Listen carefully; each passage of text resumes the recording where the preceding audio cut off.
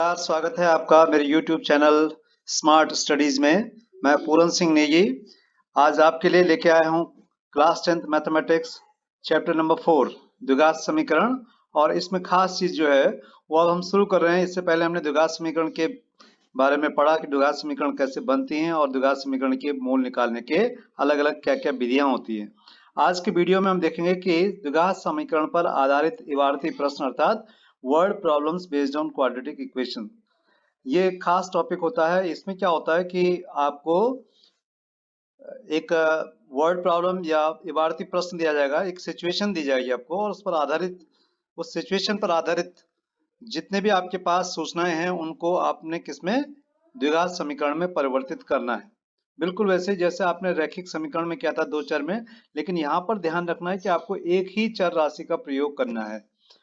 ठीक, तो चलिए देखते हैं।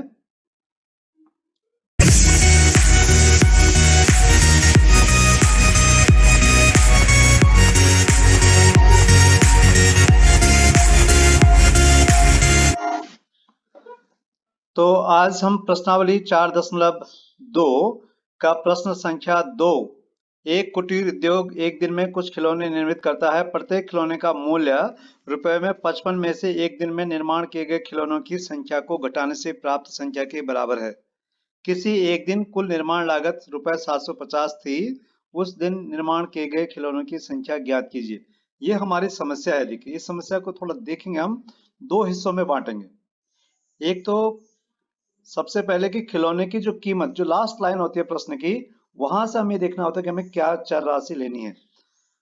तो हम पहले क्या करेंगे, खिलौनों की संख्या ज्ञात करने, तो हम क्या करेंगे, माना खिलौनों की संख्या क्या है, x है। अब दूसरी सूचना हमें प्रश्न के शुरुआती लाइन या उसके दूसरी लाइन में मिलती है, प्रत्येक खिलौने का मूल्य रुपए में कितना, 55 में से एक दिन में निर्माण किए गए खिलौनों की संख्या को घटाने से प्राप्त होता है। 55 में से घटाना, क्या घटाना है, वो संख्या घटानी है जो एक दिन में खिलौने, तो हमारे x है, तो 55 ऋण x, अर्थात एक खिलौने का मूल्य जो होगा वो 55 ऋण x होगा। देखिए हमने क्या किया, हमने लिखा मान लीजिए कि खिलौने की संख्या बराबर x, तो एक दिन में प्रति खिलौने की निर्माण की लागत जो होगी 55 ऋण x। एक खिलौना हमें 55 ऋण x रुपए का बैठेगा, क्यों करें कि एक खिलौने की कीमत 55 में से जितने खिलौने एक दिन में बनते हैं वो आपने क्या करना, घटाने से प्राप्त होती है। अब आपको पता है कि एक दिन में हमें कुल कितने रुपए के खिलौने बिक रहे हैं, वो है 750 के, अर्थात कुल खिलौनों की संख्या जितने बन रहे हैं गुणा गया ये एक खिलौने का मूल्य बराबर 750। देखिए ये है निर्माण की कुल लागत, x गुणा माने खिलौनों की संख्या गुणा 55 ऋण x माने एक खिलौने का मूल्य बराबर 750। अब हमने इसको द्विघात समीकरण में बदलना है, तो अंदर x की गुणा करेंगे, 55x ऋण x स्क्वायर बराबर 750, ये आया।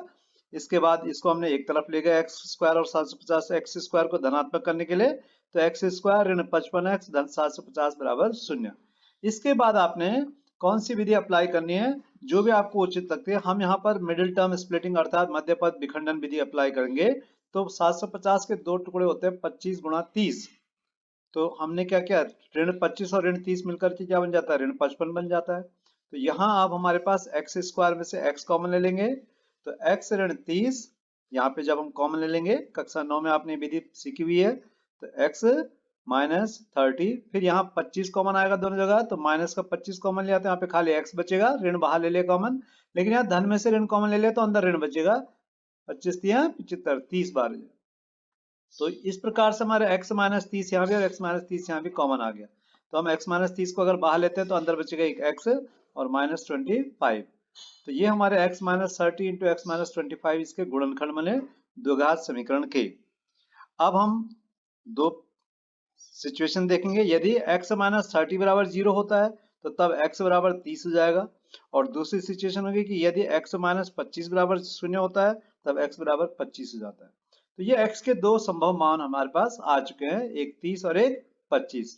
इसका मतलब कि हमारे पास जो है खिलौनों की संख्या एक दिन में निर्माण किए गए कुल खिलौनों की संख्या या तो 25 होगी या 30 होगी। तो ये हमारा इस समस्या का समाधान हो गया। अब हम बढ़ते हैं एक दूसरे प्रश्न की तरफ। ऐसी दो संख्याएं ज्ञात कीजिए जिनका योग 27 हो और गुणनफल 182 हो। तो बड़ा आसान सवाल है, अक्सर पूछा भी जाता है, 2-3 मार्क्स का क्वेश्चन है। तो देखिए मान लिया जाए हमारे पास एक संख्या x है, वो कह रहा है ऐसी दो संख्या है, तो एक संख्या हमारी x होगी, अब दूसरी संख्या y नहीं लेनी यहाँ पे, क्योंकि दो संख्याओं का योग 27 है, तो अगर एक x होगी तो दूसरी 27 माइनस एक्स हो जाएगी। देखिए दूसरी संख्या बराबर 27 माइनस एक्स, ठीक, क्योंकि उनका योगफल कितना है 27 है। अब प्रश्नानुसार क्या है, इन दोनों को गुणा करेंगे x और 27 माइनस एक्स को, तो क्या मिल रहा हो, कह रहा है प्रश्न के अनुसार x गुणा गया 27 माइनस एक्स, अर्थात दोनों संख्याओं का गुणनफल बराबर 182।